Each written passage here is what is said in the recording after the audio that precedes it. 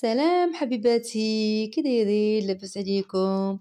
اليوم بغيت نشارك معكم تحلية اللي كتكون منعشة وكتكون باردة، كتجي رائعة وبالطبقات، كتجي زوينة بزاف. كيف ما شفتوا معايا هنا ضفت 2 ديال البيضات على حرارة المطبخ، وعندي هنا نص كاس ديال سكر حبيبات ورشيشه ديال الملح باش نحسنوا الذوق.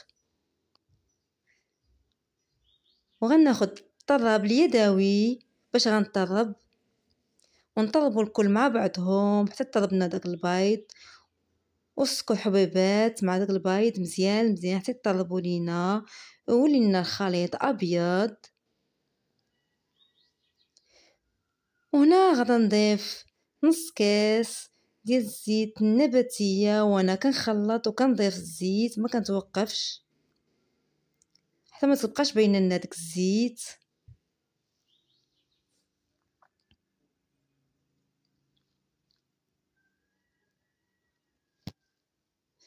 وعندي هنا نص كاس ديال البرتقال او الليمون، صافي نخلطوا الكل مع بعضو حتى يتخلطوا لينا مزيان مزيان مزيان.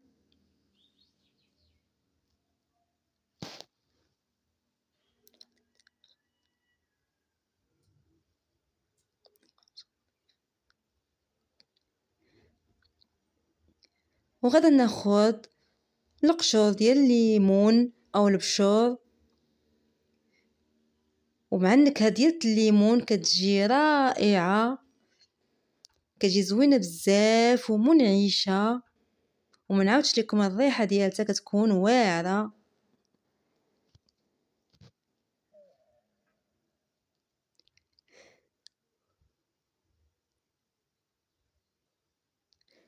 وغادا ناخد معلقه كبيره من كاكاو المر،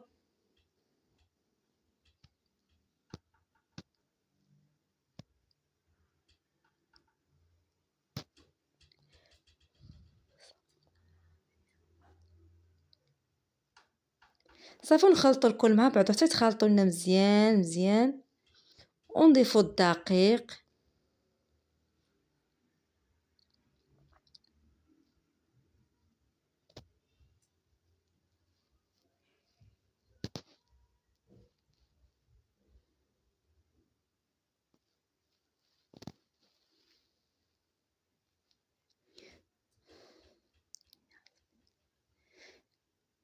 وعندي هنا 2 كؤوس ديال الدقيق الابيض، عندي 2 كيسان ديال الدقيق الابيض ديال العلبه. وغادا نضيف الدقيق غير بشويه بشويه، ما ندفعوش دفعه، ما ندفعوش دفعه واحده، غندفعو غير بشويه بشويه. صافي ونخلطو مزيان حتى يتخلطوا لينا، عاد نكملوا الدقيق اللي بقى لينا.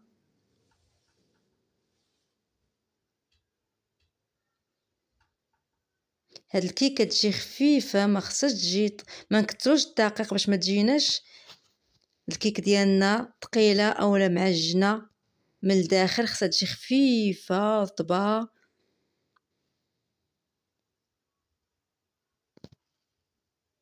صافي هنا غادا نكملوا الدقيق اللي بقى لينا.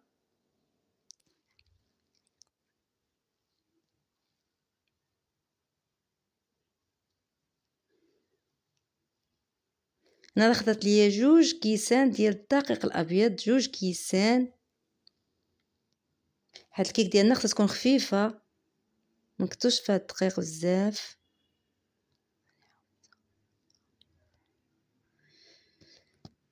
صافي نخلطو مزيان مزيان مزيان حتى يتخلط لينا مزيان.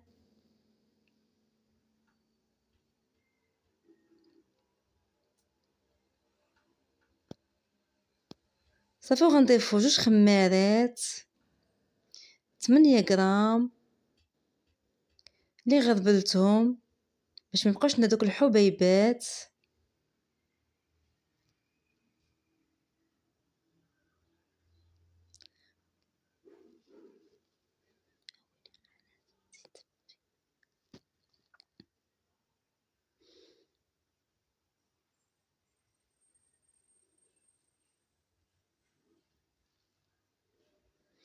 صافي نخلطو الكل مع بعضهم حتى تخلط لينا ديك الخميره مزيان مع مكونات كاملين.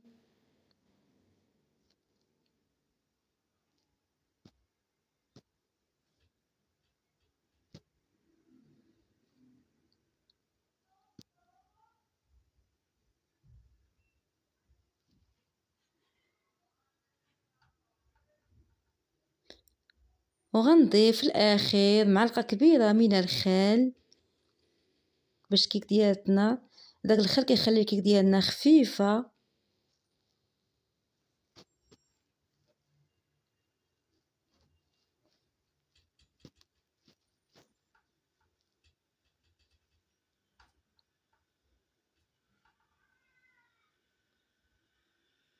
بعد ما خلطنا الخليط ديالنا كما كتشوفوا خصو يكون على هكا كيكون خفيف.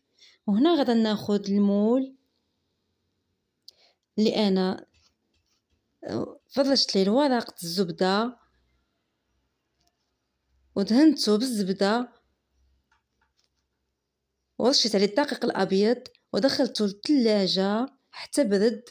هذا المول وجدته قبل عاد بديت في الخليط وبديت في الكيك. وهنا غادا نخوي الكيك ديالي في المول صافي. وهنا راني في المرحله راني الفرن عندي شاعل صافي غندخلها للفرن. بعد ما كملنا الكيك ديالنا صافي غندخلوها للفرن صافي طيب لينا نشمو ريحه الكيك صافي راه هي طابت ان شاء الله طيب وهانتوما معانا.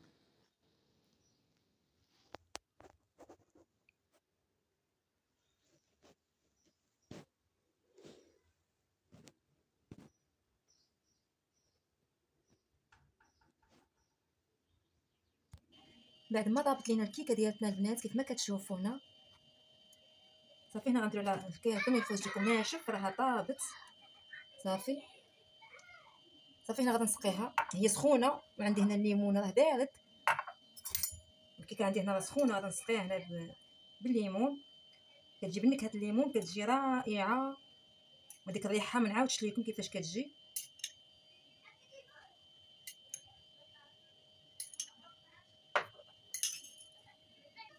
صافي هنا بعد ما سقيتها غنخليها هنا تشرب غنخليها على جانب تشرب. وغادا نبداو نحضروا في الكريمه.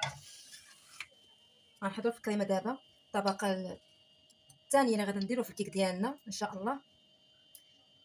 صافي هنا عندي 3 كؤوس من الحليب 3 كؤوس.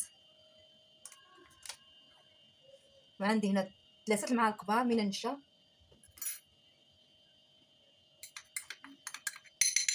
3 معالق كبار.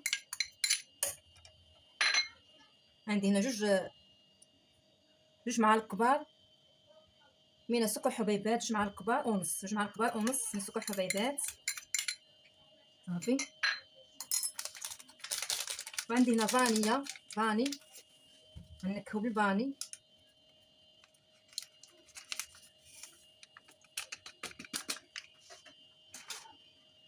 صافي غنخلطو تيخلط لينا باش ميبقاش نخلطو على البارد عاد نديو على النار يعقد لينا. عاد نخوي على الكريمه ديالتي.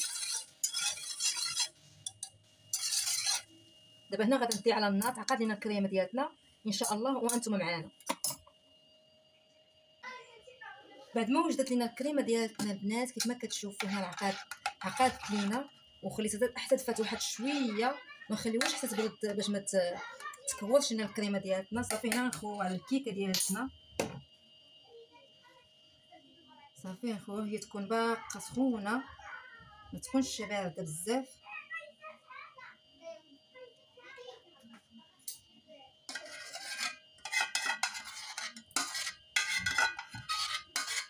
صافي ندخلوها الثلاجه حتى تبرد لينا مزيان. صافي نبداو في الطبقه الاخيره ان شاء الله. كنقادوها هكا ونخليوها حتى تبرد وتشد في راسها مزيان ان شاء الله. عاد نديرو عليها الطبقه الثالثه والاخيره ان شاء الله وانتم معانا. وهنا في الطبقه الثالثه والاخيره عندي هنا 2 كؤوس من البرتقال. عندي هنا كاس كبير فيه هاز ليا 2 كؤوس اللي غنصفيه في الصفايه باش ميبقاش هداك البقايا اللي كيبقى. بحال هكا صافي.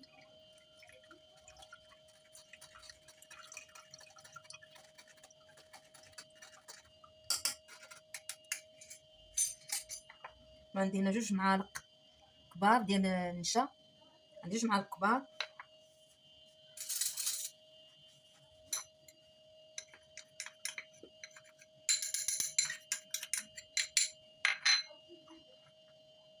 عندي هنا معلقه كبيره من السكر حبيبات.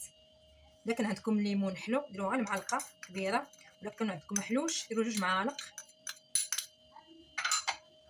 صافي غادي نخلطو على البارد. صافي نديو على النار تيعقد لينا ونرجعو ان شاء الله.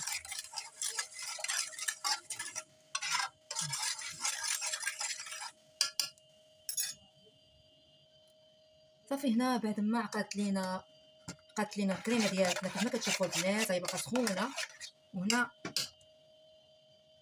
راه الطبقه الثانيه راه جمدت لينا، راه بردت مزيان. خليتها واحد الساعه في الثلاجه حتى بردت مزيان. عاد غنخوي عليها هاد الكريمه هذه حتى هي الاخيره ها هكذا. صافي نقادوها. صافي هنا بعد ما قادينا الكريمه ديالتنا، الكريمه الاخيره اللي حنا قاديناها هنا، صافي غادي ندخلوها الثلاجه ثاني حتى تبرد لينا مزيان وتشد لينا مزيان الكريمه مزيان ان شاء الله. عاد في الاخر نزينوها. التزيين كيبقى الاختيار باش ما بغيتو تزينوها. صافي هنا ندخلوها حتى تبرد لينا مزيان، عاد من بعد نزينوها ان شاء الله وانتم معانا. بعد ما وجدت لينا التحليه ديالتنا البنات كيف ما كتشوفوا كي كتجي رائعه، والطبقات راهم باينين، وخليتها بردت مزيان حتى بردت. عاد انا زينتها بالكاوكاو مهرمش باش ما بغيتو تزينوها تقدروا تزينوها. كتجي رائعه ولذيذه. هاد التحليه كتجي بارده وزوينه بزاف. ضروري خصها تكون تبرد مزيان كتبرد عاد كنزينوها. هتكشف فاش كتاخذ لنا الوقت، هي غير فاش كتبرد، هي ما كديش لنا الوقت فاش كنوجدوها، ما كتاخذش لنا الوقت، كتاخذ لنا الوقت غير ملي كتبرد. صافي خاصها تبرد مزيان عاد نوجدوها للتحضير ان شاء الله. وهذه هي التحليه ديالتنا كيف ما كتشوفوا البنات، كتجي رائعه وزوينه بزاف. نتمنى هذا الفيديو يعجبكم، ولا عجبكم لا فيديو ديالي ما تنساونيش من لايكات، بارطاجيو مع احبابكم وصحابكم باش يوصلكم كل جديد ان شاء الله. السلام عليكم.